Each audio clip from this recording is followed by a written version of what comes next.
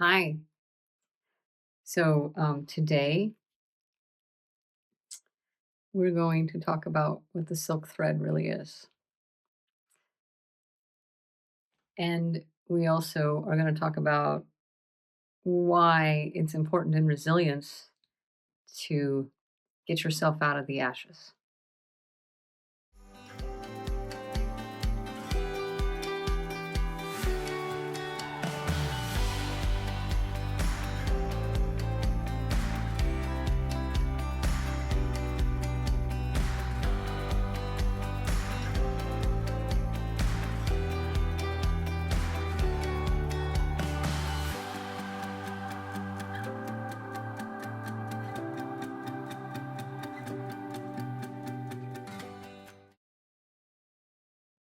Okay, let's talk about the silk thread. We're 8 videos in and I haven't mentioned it yet. It's not an accident that this is silk thread resiliency. I chose red as a color for this video because the character in Chinese that I want to talk about in reference to this channel is red. Well, its relationship to the heart, and the heart is represented by red. Okay, and so lots of times, as you know, this channel is not a secular channel, right? I don't hammer on religion, but it's definitely not secular. But in Chinese, the characters are pictorial, and the representation of spirit in many characters is represented by a silk thread. Okay. For the word Shen, there is a line that goes through a box on the second part of the character. And that line is unbreakable. And it's the unbreakable relationship between heaven and humans and earth. And that's what it represents. And so, in the context of resiliency, I want you to understand that that line, you can veer off of it, you can walk away from it and come back, you can stand outside of it, you can insult it, but it is going to be true to you. It is going to be true to that connection, and it's not going to fail. Now, I can fail this line. I can fail. I can step outside of it. I can go here and there and wobble. I can insult myself. I can insult others, but I cannot break it. Okay. It's always going to be there. It is silk. You notice that they didn't choose drill pipe. They didn't choose a railroad tie. They didn't choose a piece of iron. They chose silk. They didn't choose gold. So we're looking at something that is soft. It is flexible. It can be moved. It can stretch a little. I don't recommend it. I can break it, but it would hurt my fingers a little to do so with this particular thread. Mongolians used to actually use this for body armor. Underneath their leather armor, they would have layers of silk for protection. So I want you to understand that in the context of resiliency, that we're not looking at something hard, we're looking at something strong. It's not oak. Okay. And so now I finally told you why it's silk thread resiliency. I never told you that before. I don't think I did. Memory fails sometimes. So the other thing that I'd like to discuss with you is that resiliency isn't for staying in hell. It's for getting through it. if you get this idea that you're okay, you're in a bad situation, you need to live your best resilient life. And I know what that's like. It's not for staying there. And so this morning, I think I woke up at 4 o'clock in the morning and I was worried about bills. I was worried about loved ones. I was worried about pain. I was thinking about I got to keep getting better. I was thinking about my house and the ranch and the fact that I used to come from a really big family and now it seems to have gotten small and it seems to sometimes it just seems like my son and myself and that's really scary to me. Man, I was just it was like in the brain matter. It was on like Donkey Kong, man. I was on one. And come 7 o'clock this morning when my alarm goes off and I wake my son up, he's 9. He says, "Mommy, I'm so happy." He goes, "Things are going so well for us, and I'm so happy." Man, I,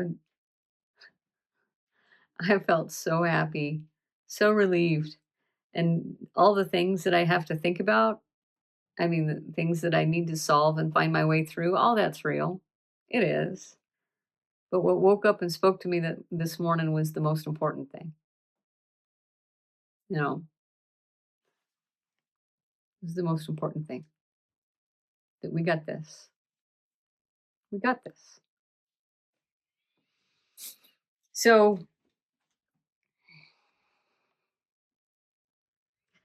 in the army, they started a resilience program, master resilience program, and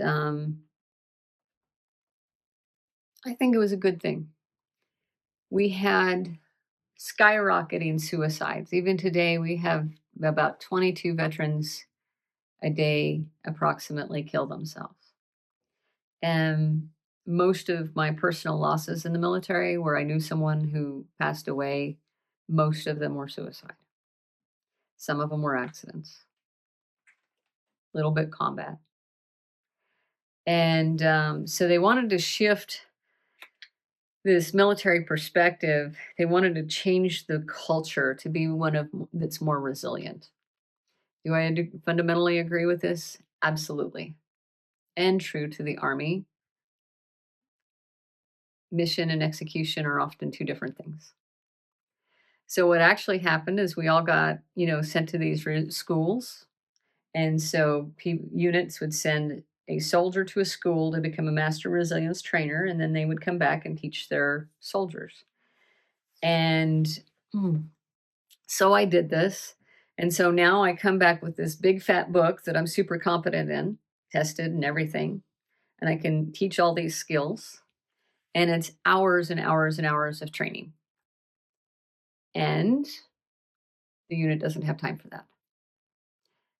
And when I get asked to, whittle this time down and whittle that time down, and for good reasons, actually, because there's high demands on the military. And so in active duty, the primary, there's a lot of missions in the reserves too, but in active duty, there's so much missions. And then in the reserves, you have 1 weekend a month and 2 weeks a year to get done all this training for readiness that the active duty army has all year to do. And readiness is the primary mission of the reserves, meaning you need to be ready to go somewhere and do some things. And it takes a lot of training. And some of it's, equal opportunity training. Some of it's don't rape people training. Some of it's suicide awareness and prevention training, drug stuff, making sure your documents are in order in case you get killed. A lot of things go into this readiness, right? And so my book was getting whittled down. And then the other thing that happens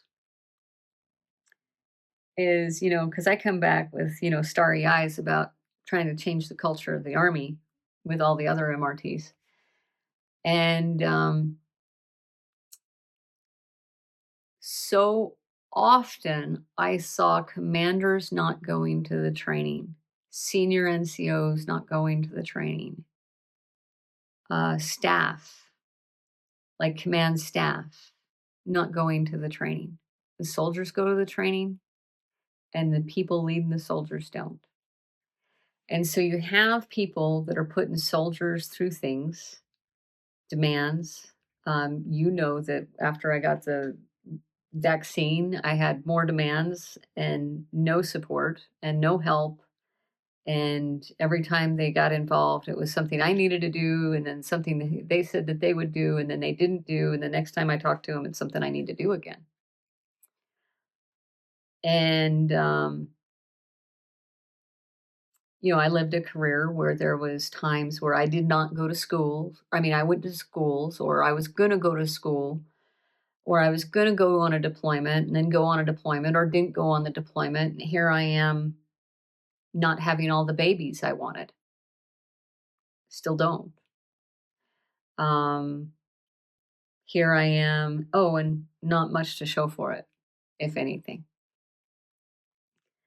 So largely the people that were putting soldiers in the situation that they needed all this resilient training wasn't going through it either.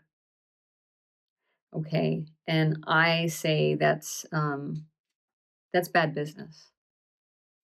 So do you want your resilience? This is the big question. And I want you to comment. Do you want your resilience path, your resilience practice to be a lifestyle of movement and getting out of situations that you need to not normalize? Or do you want it to be a form of oppression for you? Because what that practice was, where, people are expected to live resilient lives so that they could just be put through more and more and more and more, that's resilience being a practice of oppression.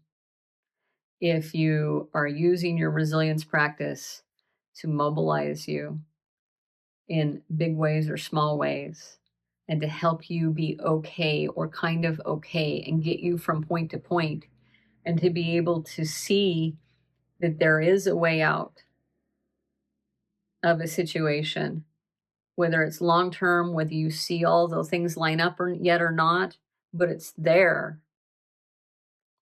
then your resilience practice is not a form of oppression. Now, there are people and situations in life that, that might be the best they're going to get in this lifetime. And I mean no accusation when it comes to that. Okay, there's demographics here that people think are no longer oppressed, and that's just not true.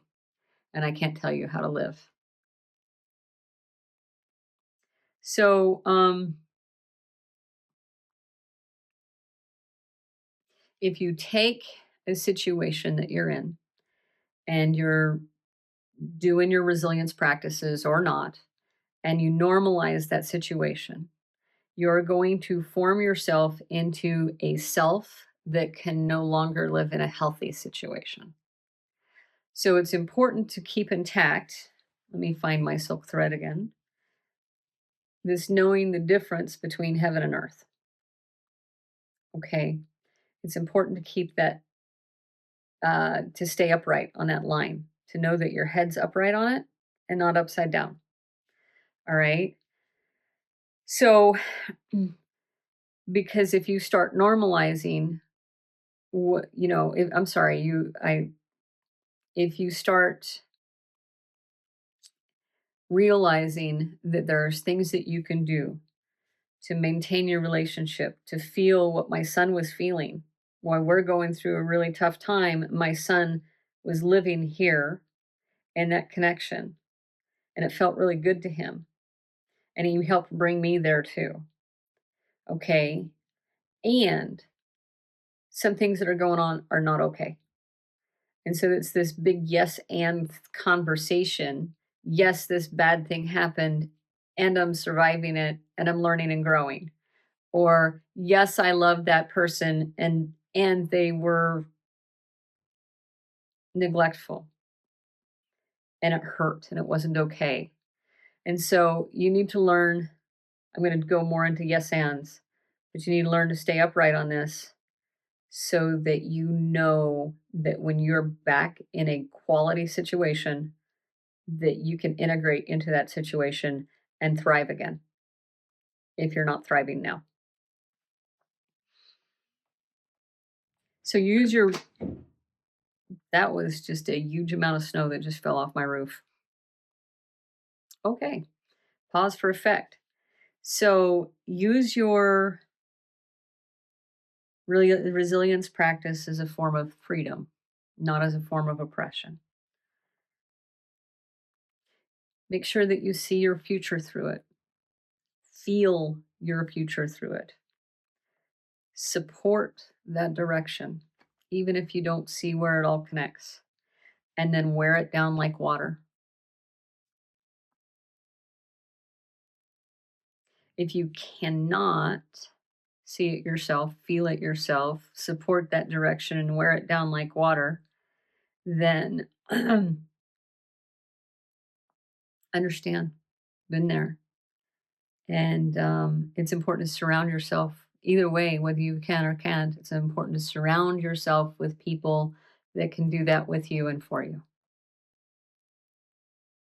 So tell me in the comments, what are you going to do with your resilience practice? Tell me about your silk thread.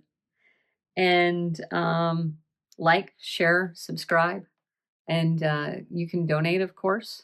I don't think I have a book link right now. Before I upload this, I get one. I'll put it in the things for you.